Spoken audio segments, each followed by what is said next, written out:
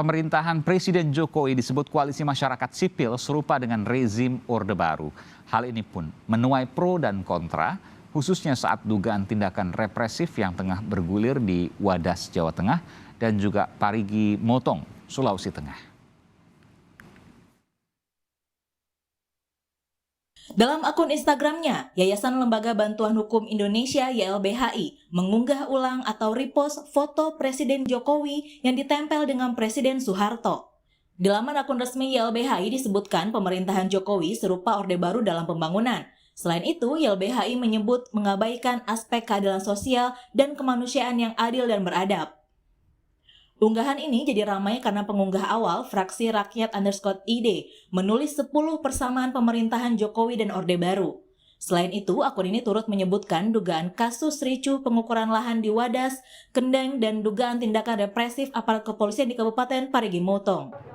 Direktur Eksekutif Nasional Wahana Lingkungan Hidup Indonesia (WALHI), Zenzi Suhadi mengatakan, pemerintah semakin terlihat represif kepada masyarakat sipil, khususnya kelompok yang kritis atau menolak adanya proyek-proyek tertentu termasuk tambang. Aktivis yang bicara kritis, yang bicara benar dihadapkan dengan penjara, kematian. Ini menunjukkan bahwasannya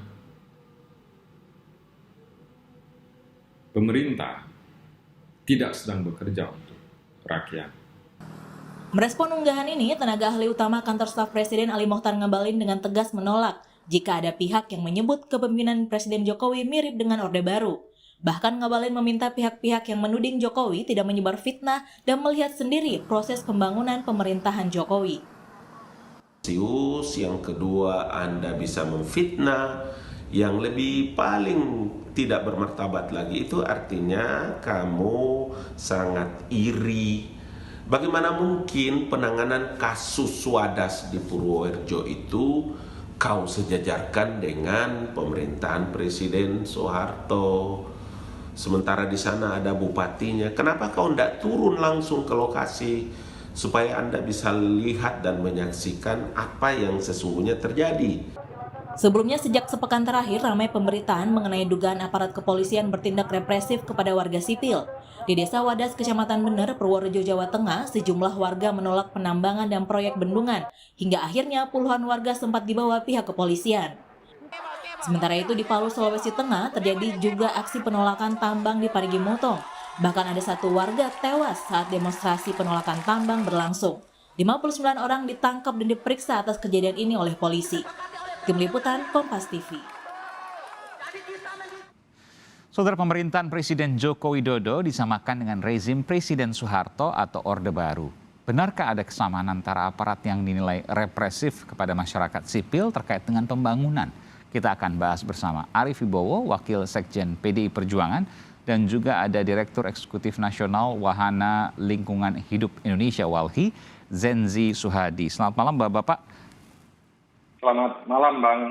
Iya. Aiman. Iya, masih kita tunggu Mas Arief Wibowo ya dari PDI Perjuangan. Saya ingin tanya dulu Mas, ini akun Fraksi Rakyat Indonesia ya, 10 persamaan pemerintahan Jokowi dan Orde Baru. Saya bacakan dikit sebentar.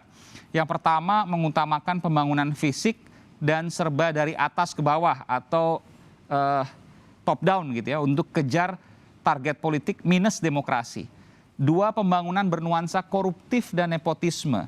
3, tidak ada perencanaan risiko untuk masyarakat yang terdampak pembangunan. 4, pembangunan tidak berizin atau dengan izin yang bermasalah. 5, legalitas atau undang-undang dan kebijakan namun tanpa legitimasi suara rakyat. 5 dulu deh, saya bacakan nanti. Anda menilai semua ini sama? Iya. Perbedaannya di mana? Perbedaannya di mana? Oke, nanti kita akan bahas bersama Mas Arief. Anda tidak melihat ada hal yang berbeda dari sini? Masa, Bung Zenzi?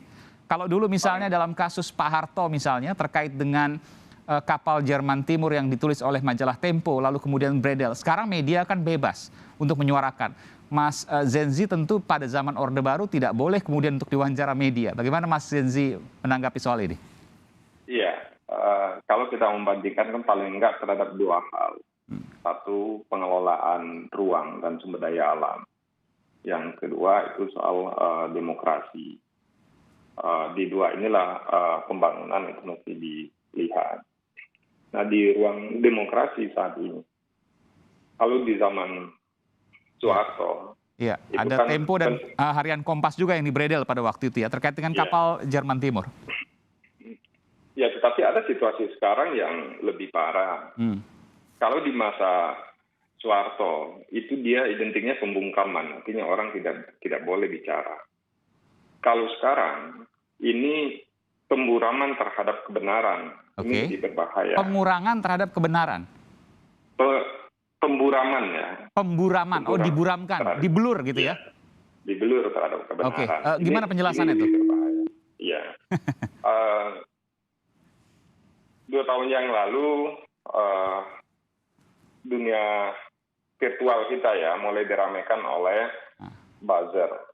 Oke, Dimanapun komunitas, masyarakat terdampak pembangunan, ataupun aktivis masyarakat sipil menyampaikan pendapatnya, menyampaikan sikapnya, mengkritisi pembangunan.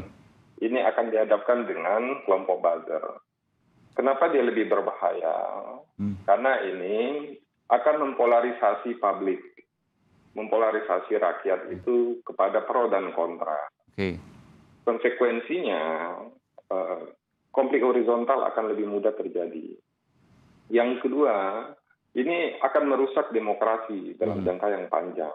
Itu buzzer ya, Karena- oke. Ya, Ya, buzzer itu kan dimiliki oleh semuanya, baik pro dan kontra, betul ya, Bung Zenzi ya? oh tidak, kami masyarakat sipil tidak menggunakan buzzer. Yang pro dan kontra pemerintahan Jokowi, menurut saya tidak menyebutkan masyarakat sipil. Pro dan kontra. Nah itu bisa saja, tetapi yang kita lihat, mestinya yang begini kan bisa dikendalikan Oke. oleh Anda menilai pemerintah. bahwa pemerintah atau kekuasaan yang memiliki kuasa itu lebih leluasa untuk membentuk opini-opini publik. Itu penilaian Anda ya? Ya, Lewat buzzer-buzzer ini. Ini yang utama. Ada catatan lain selain buzzer? yang kedua, kalau di masa Soeharto itu kan pembungkaman, ya, penculikan, penjara. Nah kalau sekarang penjara, kriminalisasi juga marak, bukan hanya kepada masyarakat, tetapi kepada kami aktivis. Oke. Cukup banyak. Haris Patia, saya di tahun 2020. Oke. Anda kasus apa waktu itu? Nah ini yang menurut saya lebih berbahaya juga saat ini. Kalau di zaman Soeharto kita berhadapan dengan risiko sudah jelas, risiko saya ini. Nah kalau sekarang kriminalisasi dilakukan itu dengan menghancurkan moral kita. Kasusnya dibuat-buat. Saya tidak menggunakan narkoba, tidak mengenal orang menggunakan narkoba. 2020 itu datang 9 polisi ke rumah saya. Oke. Menggeledah rumah dengan tuduhan saya menggunakan narkoba. Saya usut kasus ini. Sampai sekarang tidak ada sanksi kepada polisi yang memberikan tuduhan. Kelanjutannya gimana? Anda sempat tetapkan tersangka atau seperti apa? Saya tidak ditetapkan tersangka. Karena memang tidak ada bukti dalam tubuh saya maupun di rumah saya. Tapi 9 polisi itu dari mana? Dari Polda atau dari Mabes Polri? Dari Polres Jakarta Selatan. Oh, bahkan dari Polres Jakarta Selatan mendatangi rumah Anda 2020 bulan apa itu? Itu di bulan Juli, tanggal 27. 27 Juli 2020. Anda didatangi 9 polisi, dikatakan bahwa Anda pengguna narkoba. Iya. Jenis apa waktu itu? Sabu katanya? Saya nggak ngerti. Oh, hanya disebutkan pengguna narkoba. Tapi Iya. apa yang dilakukan pada waktu itu sehingga Anda bisa tidak ditetapkan sebagai tersangka, tidak ada bukti dan lain sebagainya? Apa yang Anda lakukan? Karena saya memang tidak menggunakan narkoba dan mereka tidak menemukan narkoba di rumah saya. Oh, sempat digeledah. Seluruh rumah saya digeledah sampai ke kamar. Lalu setelah itu pergi, selesai? Selesai. Oke, pergi selesai. Saya harus tanyakan juga ini. Anda pada waktu itu jarak waktu tanggal 27 Juli 2020 itu sedang melakukan apa? Saya Atau sedang bersuara vokal apa? Adakah hal Saya seperti itu? menolak pemindahan ibu kota baru, menolak Omnibus Law, menolak ekspor benih lobster. Oke. Waktu itu belum jadi tersangka ya, Menteri KP waktu itu Kelautan dan Perikanan ya? Belum. Ya. Oke, Edi Prabowo. Dan Anda mencurigai karena semua itu kemudian Anda dalam tanda kutip dikerjai? Ya, apa alasannya ke rumah saya kalau bukan ada kepentingan lain? Oke, saya ke Mas Arief. Mas Arief, ini tudingan yang cukup serius dan memang sampai sekarang akhirnya tidak ditetapkan sebagai tersangka. Berbeda ya ketika ada Haris Azhar dan Fathia yang sekarang masih terus berproses hukum. Saya ke Bung Arief. Bung Arief, Anda sempat mendengarkan tadi panjang lebar terkait dengan kasus Bung Zenzi Suhadi yang vokal, lalu kemudian datangi oleh 9 polisi dari Polres Jakarta Selatan, dikatakan diduga narkoba, lalu kemudian tidak ditemukan dan kemudian selesai. Pada waktu itu ia sedang vokal terkait dengan beberapa isu penting terkait dengan ibu kota negara misalnya, Omnibus Law dan lain sebagainya. Komentar Bung Arief. Ya, saya kira sangkaan itu mesti dibuktikan ya, bahwa tadi disampaikan kemungkinan adalah karena betapa vokalnya Mas MC terhadap isu-isu tertentu sehingga dihubungkan dengan kedatangan aparat kepolisian ya yang mengkaitkan atau menduga terlibat pada satu kasus kriminal atau pidana tertentu. Saya kira memang harus dibuktikan. Tapi menurut saya begini, Mas, yang begitu kan prosedurnya ada, jalurnya ada. Ya, saya kira juga bisa dikomunikasikan, bisa dilaporkan ke Provos dan lain sebagainya. Tetapi menurut hemat saya kalau kemudian pemerintahan Jokowi itu dibanding ya, secara apple to apple dengan pemerintahan pada masa Orde Baru ya terlalu lebay. Ya. Saya kira terlalu konsepsi dalam pemerintahan atau politiknya sudah berbeda. Kalau dulu dikenal dengan korporatisme negara, saya kira sekarang juga tidak. Kalau dulu pengerahan aparat secara telanjang, sekarang tidak. Memang ada beberapa keluhan yang itu menjadi masalah bagi masyarakat sipil.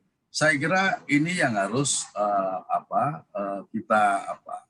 kita baca dengan baik. Dan kalau masalah-masalah yang ada di masyarakat, ya menurut hemat saya mesti diselesaikan juga oleh terutama dari masyarakat sendiri, dan kemudian negara memang harus terlibat mengurus soal yang dihadapi oleh masyarakat.